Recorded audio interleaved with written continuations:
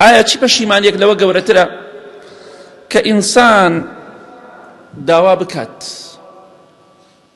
لە خوای گەورە تەنها یەک ڕۆژێک عەزابمان لەسەر هەڵگیرێ؟ خوای گەورە دەفەرمێ ئەو کەسانەی کە لە ناو دۆزەخدان، ئەوانەی کە حسابیان بە فەرمانی خوا و پێغەمبەری خوا نەکرد صلی الله علیه وسلم، بە حساب شەیتان وتی ئێوە دڵتان پاکە و تەواو، نوێژیان نەکرد و ڕێگای خوایان نەگرت، زینایان کرد و بەدڕەوشتیان کرد و زڵمیان کرد و خەڵکیان کوشت.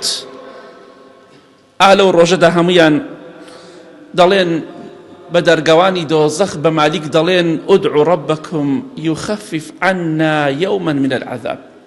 ئەی مالیک، تو خوا لە خوا بپاڕێرەوە، تەنها یەک ڕۆژی عەزابمان لەسەر هەڵگرن، یەک ڕۆژ بە درێژایی تەمەنیان هەتایە بەبێ بچڕان ئەوانەی کافرن عەزاب بدرێن، ئەوانەی کە لە جەهەنەم دەرناکرێن. بۆیە کارێکی وەها مەکە لە دنیادا، ئاوات بخوازی بپاڕێتەوە تەنها یەک ڕۆژێک عەزابت لەسەر سووک بکرێ، نەک هەل لە بن هەڵگیرێ. یخفف عنا یوما من العذاب.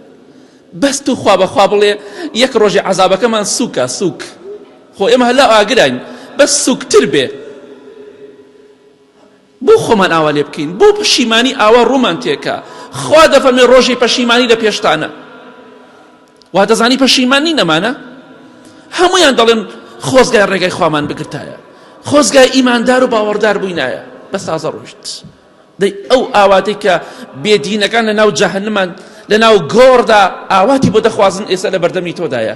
دوای مانگی ڕەمەزان پشت لە عیبادەت و خواپەرستی مەکە، دوای خوا پشت لە تۆ دەکات، دوای خوای گەورە تۆڵەت لێ دەکاتەوە. مەجالێکی پێداوی ڕێگای خوا بگرە. بەڵام بە هیچ جۆرێک عەزابیان سووک ناکرێ، هەر سووکیش ناکرێ لەسەریان، نەک لەسەریان نابێت یەک ڕۆژ. کەواتە ئاگاداری ئەو خاڵە بە بەخوای گەورە لەناو جەهەنەما پەنا بەخوا ئینسان خوای گەورە دەفەرمێ هەر کاتێک کە پێستەکەیان ئەسووتێ، پێستی تازەیان بۆ دروستەکەینەوە. ئەم پێستانت ئەسووتێ بەخوا نەخۆشخانە نییە، بەخوا تەداوی نییە، بەخوا دکتۆر نییە، بەخوا دەرزی ئازار نییە، حەپی ئازار نییە بیخۆی تا ناڕەحەت بێ. وەکو سوتاوی دنیا نییە خزمەتت بکرێ و بەنج بکرێت و ئازار نەدری.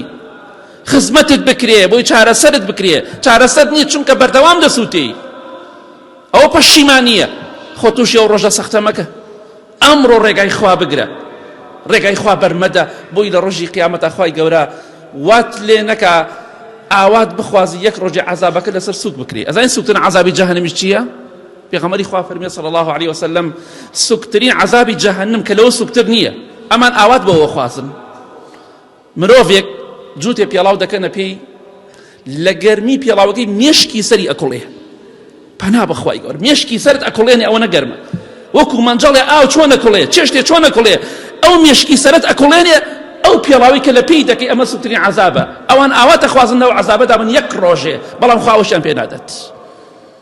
بۆ خۆمان داماوکەین، بۆ خۆمان بکەینە ناو جەهەنەمێکی قوڕ بەسەری و داماویەوە. ڕێگای خوا بگرن. دوای مانگی ڕەمەزانیش ئیاکە نەعبود، خوایە وعد بە عیبادەت بۆ تۆ دەکەم و بەردەوام دەبم هەتا مردن.